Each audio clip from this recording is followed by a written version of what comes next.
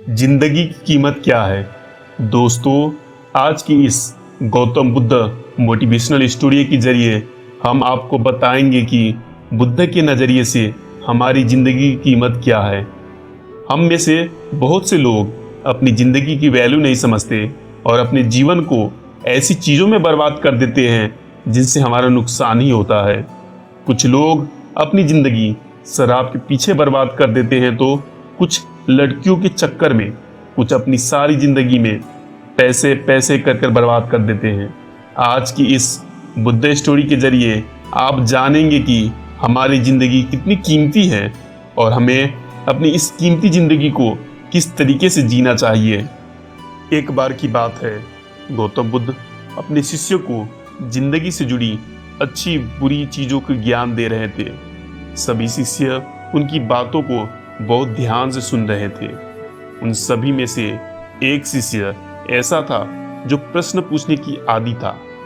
वो उठकर गौतम बुद्ध के पास गया और उनसे बोला, आप हमें जिंदगी के बारे में जो कुछ सिखा रहे हैं उस सब का क्या फ़ायदा, क्योंकि हम में से बहुत से बच्चे को ये भी नहीं पता कि हमारे जीवन का मूल्य क्या है और ये जीवन हमारे लिए कितना कीमती है। पहले आप हमें ये बताइए कि इस जीवन का मूल्य क्या है। अपने शिष्य की बात सुनकर गौतम बुद्ध अपने कक्ष में गए और एक चमकता हुआ पत्थर का टुकड़ा लेकर आए। वो टुकड़ा उन्होंने अपने शिष्य को दिया और बोले, मैं तुम्हें इस जीवन का मूल्य तब बताऊंगा जब तुम इस पत्थर का सही मूल्य पता कर आओगे। साथ ही ये ध्यान रखना कि तुम्हें ये पत्थर का टुकड़ा किसी से बेचना नहीं है। गौतम बुद्ध की बात सुनकर वो शिष्य बाजार की तरफ चला गया। बाजार में सबसे पहले उसकी नज़र एक फल बेचने वाले पर पड़ी और उसने उस पत्थर को लेकर उस फल वाले को दिखाया और बोला कि इस पत्थर के बदले आप मुझे कितना फल दे सकते हैं। फल वाला बोला, ये पत्थर कुछ खास तो नहीं है, लेकिन फिर भी मैं इसके बदले तुम्हें 10 केले दे दूंगा। वो शिष्य उस पत्थर को लेकर आगे चला गया। फिर उसे एक सब्जी वाला मिला। शिष्य ने उस सब्जी वाले से उस पत्थर की कीमत पूछी। सब्जी वाले ने उस पत्थर को ध्यान से देखा और बोला, इस पत्थर की कीमत के बदले मैं तुम्हें ज़्यादा से ज़्यादा एक बोरी भरकर सब्जी दे दूंगा।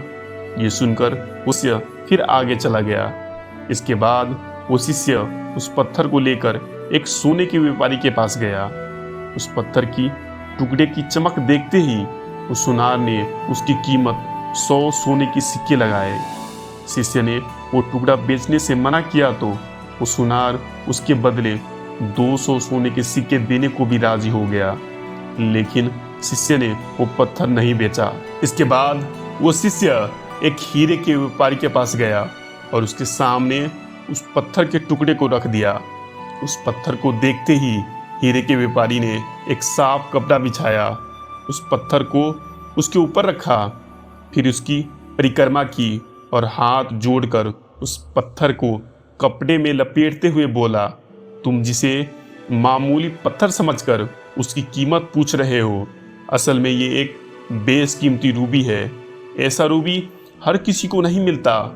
मैं अगर अपना सब कुछ बेच दूं तो भी इसकी कीमत नहीं चुका सकूंगा। उस व्यापारी की बात सुनकर वो शिष्य हैरान हो गया। वो दौड़ा दौड़ा सीधा बुद्ध के पास आया और उन्हें उसके साथ जो कुछ भी बाजार में हुआ वो सब बताया। उसकी आश्चर्य भरी बातें सुनकर गौतम बुद्ध बोले, तुम्हारे सवाल का जवाब इस रूबी की कीमत में ही छिपा है।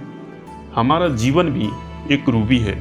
रूबी की तरह ये भी बेशकीमती है, लेकिन हम इस बात को हमेशा नज़रअंदाज करते हैं और अपने जीवन का मूल्य नहीं समझते। हम दूसरों को देखकर और उनके जैसा जीवन जीने की कोशिश में हम अपने जीवन की कीमत को कम कर देते हैं। हम ये सोचते हैं कि हमारी ज़िंदगी की कीमत वही है जो दूसरे हमें बताते हैं, लेकिन ये बात हमेशा ध्यान रखना कि सामने वाला अपनी हैसियत, बुद्धि और अपनी समझ के हिसाब से ही तुम्हारी कीमत लगाता है। जिंदगी सिर्फ एक बार मिलती है, इसलिए इसको बर्बाद ना करें। अपनी ज़िंदगी को उतना ही कीमती समझें जितना कीमती आप अपने बैंक में रखे रुपये को समझते हैं। आज के समय में लोग अपनी ज़िंदगी से ज़्यादा कीमती प्यार, पैसा और दिखावे से भरी चीज़ों को समझते हैं। प्यार के चक्कर में लोग सुसाइड कर लेते हैं। पैसे के चक्कर में ऐसा ऐसा काम करने लग जाते हैं जिससे उनकी ज़िंदगी बर्बाद हो जाती है। नाम कमाने के चक्कर में उल्टे सीधे काम करने लग जाते हैं। हमेशा याद रखें, दिखावा करना ज़रूरी नहीं है। प्यार दोबारा मिल सकता है, पैसा फिर कमाया जा सकता है, लेकिन ज़िंदगी को फिर से पाया नहीं जा सकता। इसलिए अपनी इस बेशकीमती ज़िंदगी को अच्छे से जिए, हर पल का आनंद लें। आप अपना वैल्यू समझें और इस बात पे विश्वास कीजिए कि आप दुनिया के सबसे महत्वपूर्ण व्यक्ति हैं। आपको अपने आप पे विश्वास करना जरूरी है। अगर आप अपने आप पे विश्वास नहीं करेंगे तो दुनिया भी आप पे विश्वास नहीं करेगी। कमजोरी यही है कि हम अपने आप पे विश्वास नहीं करते। हम डरते हैं खुद पे विश्वास करने के लिए। इसी वजह से लोग हमारी वैल्यू नहीं करते। दूसरी की वजह से मिली जीत से बेहतर है कि अपने आप पे भरोसा करके हार जाए, क्योंकि अगर आप खुद पे विश्वास कर हार भी जाए तो ये आपके लिए सीढ़ी बन जाएगी और एक ना एक दिन ये सफलता तक पहुंचाएगी। दूसरों के सहारे मिली कामयाबी आपके लिए नासूर बन जाएगी और एक दिन वही लोग आपको ताना देंगे। दुनिया में कोई भी ऐसा शख्स नहीं जो आपके साथ हमेशा तक रहेगा, इवन आपके माँ बाप भी, क्योंकि एक वक्त ऐसा भी आता है जब वो भी आपका साथ छोड़ देते हैं। मगर एक शख्स जो हमेशा आपके साथ रहेगा वो खुद आप हैं। नेवर लेट्स एनीवन टू जज your life because you are unique and you are the ruby of your own life. No one value you if you not value of your own. No one believe on you if you not believe in yourself. Bhagat Singh की एक बड़ी मशहूर कहावत है, जिंदगी तो अपने दम पे जी जाती है, दूसरों के कंधों पे तो सिर्फ जनाजे उठाए जाते हैं। तो जिंदगी में सबसे पहले अपनी वैल्यू करना सीखो, अपने आप पे विश्वास करना सीखो। मैं कर सकता हूँ, मैं हर हाल में करूँगा, क्योंकि जिंदगी तो जिंदा दिली का नाम है। मुर्दा क्या खाक जिया करते हैं। कभी ये ना सोचे कि आप इस दुनिया में किसी काम के नहीं है, ना कभी ये सोचे कि आपकी ज़िंदगी व्यर्थ है। आपके होने या न होने से कुछ फ़र्क नहीं पड़ता। जब भी ऐसे निगेटिव विचार आपके मन में आए तो आप खुद को बस ये याद दिलाए कि जीवन एक रूबी है और ये बेशकीमती है।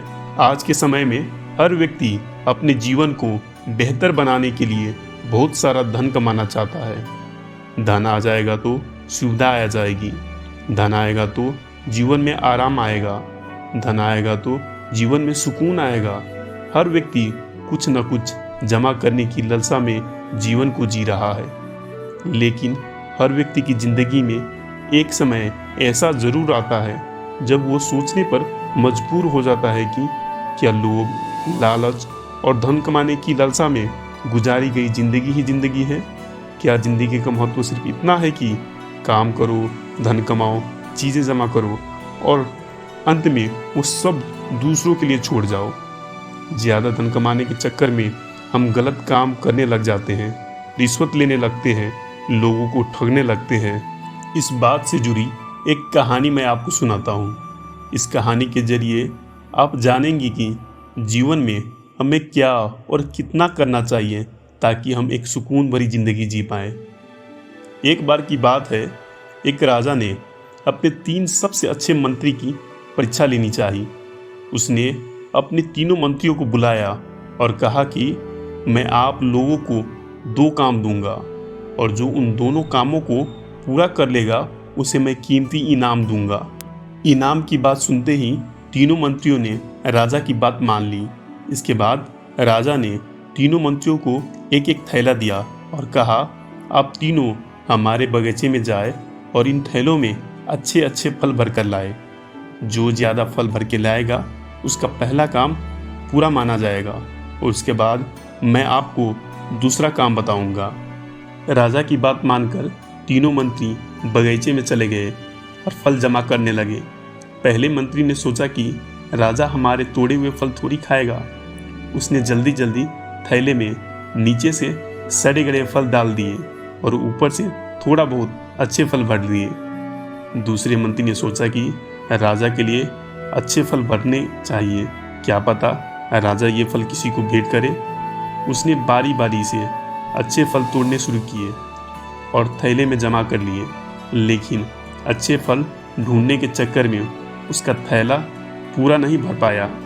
तीसरी मंत्री ने सोचा कि राजा के पास इतना समय तो है नहीं कि वो थैले खोलकर हमारी फल की जांच करेगा।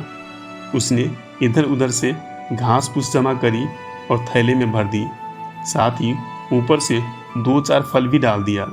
घास फूस की वजह से उसका थैला भर गया। अगली सुबह वो तीनों दरबार में पहुंचे। राजा ने तीनों के थैले बाहर से ही देखा, अंदर क्या है उसने पूछा भी नहीं।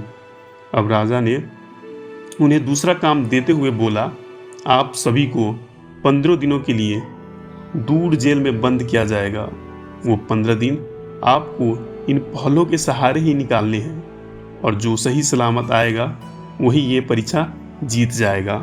तीनों को अलग अलग जेल में रखा गया। जेल के अंदर थोड़ा पीने का पानी के अलावा कुछ नहीं था।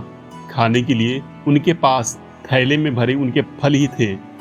पहला मंत्री, जिसने ऊपर से अच्छे अच्छे फल भरे थे और नीचे से सड़े, वो कुछ दिन तक अच्छे फल खाते रहा और आराम से दिन निकालता गया। लेकिन बाद में जब उसे सड़े फल खाने पड़े तो वो बहुत बीमार हो गया। दूसरा मंत्री, जिसके थैले में कम और अच्छे फल थे, वो थोड़ा थोड़ा करके फल खाता गया और उसने सही सलामत अपने दिन निकाल लिए। तीसरा मंत्री, जिसके पास कुछ ही अच्छे फल थे और बाकी घास फूस, वो कुछ ही दिन तक जिंदा रहा और भूख की वजह से मर गया।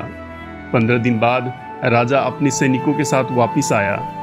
दूसरे मंत्री ने अपनी परीक्षा पास कर ली थी और उसे उचित इनाम दिया गया। इस कहानी में जो थैला है वो है हमारा जीवन और जो जेल है वो है हमारी जीवन की आखिरी दिन, यानी हमारा बुढ़ापा। इस समय हम जीवन के बगीचे में हैं। हम अपने जीवन को जिस चीज़ से भरेंगे वही चीज़ अंतिम समय में हमारे जीवन को अच्छा और बुरा बनाएगी। अब आप खुद से ये पूछे कि आप इस जीवन के थैले में क्या भर रहे हैं। कुछ लोग हैं जो सिर्फ पैसा भरने में लगे हैं और बहुत पैसा जमा करना चाहते हैं। उसके लिए वो न परिवार पर ध्यान दे पाते हैं और ना ही अपने रिश्तों पर। जब उनका अंतिम समय आएगा तब उनके पास पैसा तो होगा लेकिन अपना कहने वाला कोई नहीं होगा। कुछ है जो इस वक्त पैसा तो जमा कर रहे हैं लेकिन साथ ही वो नशे की लत में भी पड़े हैं, जिससे उनका जीवन खराब होता जा रहा है। कुछ है जो कुछ नहीं करते, खाली रहते हैं, उनके जीवन का कोई उद्देश्य नहीं है। ऐसे लोगों का अंतिम समय भी दूसरों के भरोसे कटेगा। इसलिए जरूरी है कि इस जीवन के थैले में आप वो चीज़ें भरें जो जिंदगी में ज़्यादा जरूरी है। थोड़ा पैसा, थोड़ा रिश्ते, थोड़ा नाम, थोड़ा दोस्त और थोड़ा कुछ अपने, क्योंकि यही वो चीज़ें हैं जो आपके अंतिम समय को बेहतर बनाएगी। यही वो चीज़ें हैं जिनसे जीवन का महत्व है, वरना इस दुनिया में कितने आए और कितने चले गए।